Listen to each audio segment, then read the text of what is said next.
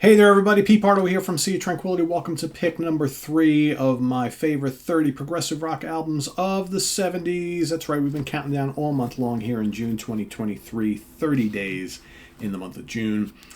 We have all picked out together our favorite 30 prog rock albums that came out in the glory decade that was the 70s. No easy feat, right? Lots of great prog albums that I love quite a bit. Won't get a mention this month because you can only fit 30. This one had to be on my list. I've had lots of you. I do read a good chunk of the comments. A lot of you have been like, "When's Pete gonna mention it? When's Pete gonna mention it?" They haven't come up this month. This album hasn't come up this month. Well, it's coming up today. It's the 5th album from this band. Released March 3rd, 1972. Recorded at Morgan Studios in London, England. Produced by Ian Anderson and Terry Ellis for Chrysalis Records in Europe. Reprise Records here in the States. I'm talking about Really Don't Mind If You Sit This One Out. Thick as a Brick. That's right. The big concept album from Jethro Tull. Their unabashed deep dive into all things progressive rock. Sure, we had some prog, of course, on Aqualung, right? Aqualung also made my list this month. And maybe they dabbled in it a little bit on Benefit and Stand Up, although those are more kind of, Stand Up. Well, the first album this was, of course, is mainly a blues rock album, and Stand Up is kind of like folk rock and blues rock, and then Benefit is more blues rock, folk rock, and hard rock, and then Aqualung is heavy rock and prog and folk, and this is basically all prog. And the interesting thing about Jethro Tull, and I've talked about this quite a bit, how I gave myself that 3-album rule, no more than 3 albums by any one band. I mean, I could have had a lot of Tull albums on my list this month. As it is, I had 2, right? So I had Thick as a Brick and Aqualung.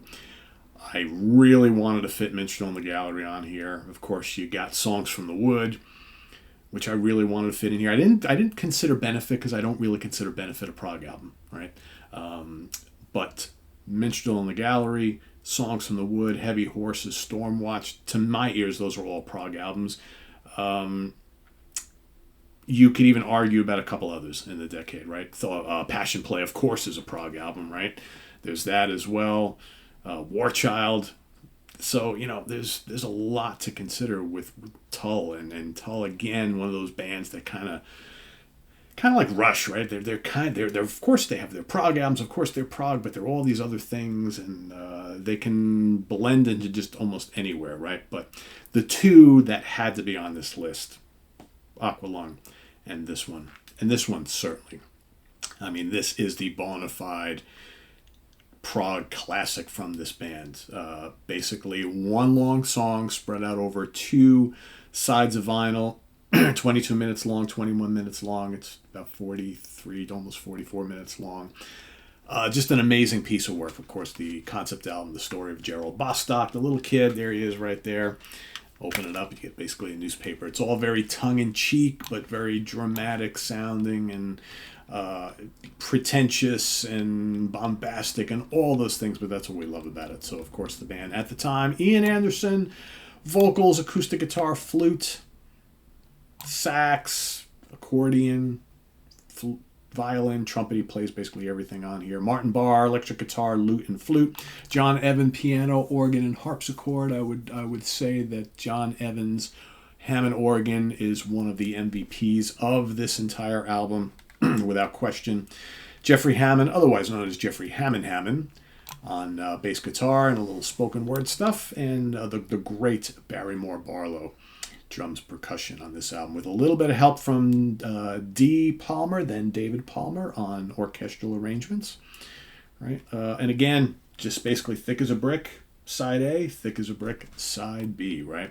What's interesting is that on the when they would play live, right, over the years, they would grab like little chunks of this album and do like the Thick as a Brick suite, right? Because here it's just Thick as a Brick 1, Thick as a Brick 2. That's really it. But they, the band would, instead of playing the whole thing, they would play like, like a 15-minute chunk of this album. But just great. It's so amazing how the You have Ian's acoustic guitar starting it off, just absolutely wonderful. The big, hard charging locomotive riffing throughout from Martin, and the great guitar soloing on this album. Really good stuff. The Hammond organ is all over the place. The flute is great.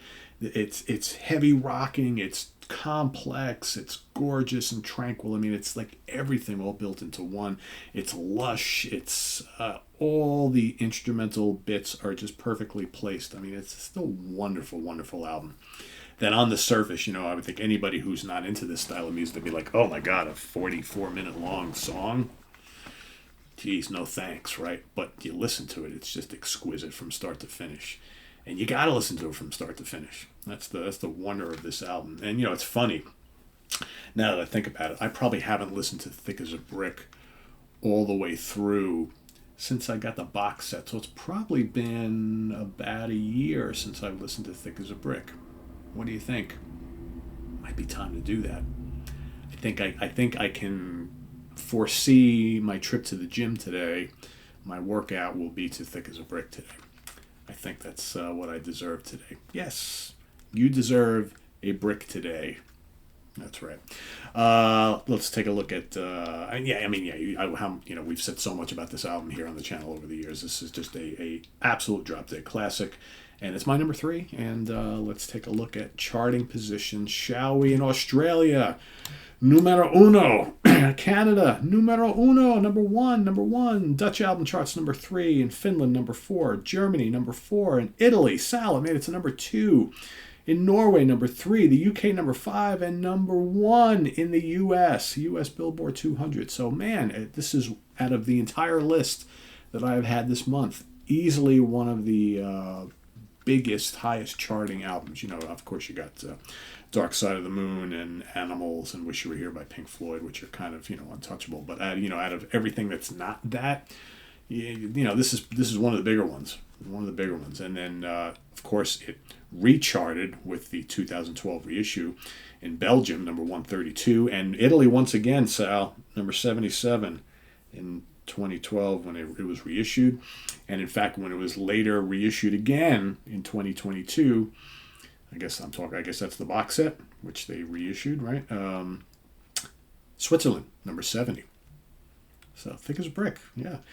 As far as certifications, only certified in one country. That would be here. All right, certified gold, 500,000 copies. Interesting how a number 1 album only made it to gold and not higher. It's weird how this stuff works, right? So, of course, the band would, many, many years later, do Thick as a Brick 2, right? Which was pretty good.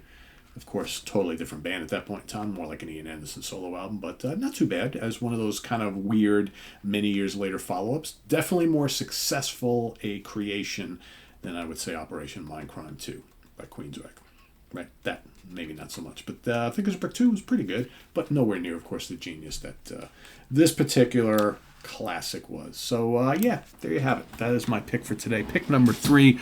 Only 2 left. Can you guess what they are? By process of elimination, it should be no surprise. Maybe just the order of them might surprise some of you, right? Not a surprise to me, but the top 2, no-brainers for me. But anyway, stay tuned tomorrow for number 2. And for now, let us know what you think of Thick as a Brick down in the comments below, as well as your pick for today. Pick number 3. And visit us on the web at www.seaoftranquility.org. We're on Facebook. We're on YouTube all together all the damn time. Please subscribe if you haven't already and click on that notification bell so you get alert of all of our content as it posts. And please do hit the like button before you leave. We've also got down below the link to our Ko-Fi page for channel donations, as well as our merch page. So lots of cool stuff there. And thank you in advance for all your help. Yeah, this is one of the many reissues. God, you know how many times I have bought Thick as a Brick over the years? It's just absolutely crazy. This is the 1997 remaster. I had the original. I've got the deluxe box set. I had another version of it. I mean, it's just I bought Thick as a Brick so many times. I don't think I need to buy it ever again. I still do have like 3 copies, and it's just like that's enough. I don't need to buy any more. To me, the version, the box set version is amazing, and that's all I need. So, anyway, Thanks for watching. We'll see you tomorrow for number 2. And tune in today, of course. We've got What's Hot with Sea of Tranquility Day. Lots of album reviews coming up today. I'll be getting them loaded up on the channel momentarily. So thanks for watching, everybody. And we'll see you throughout the day for more. And till then, I'm Pete Pardo. Have a good one, everybody. Bye-bye.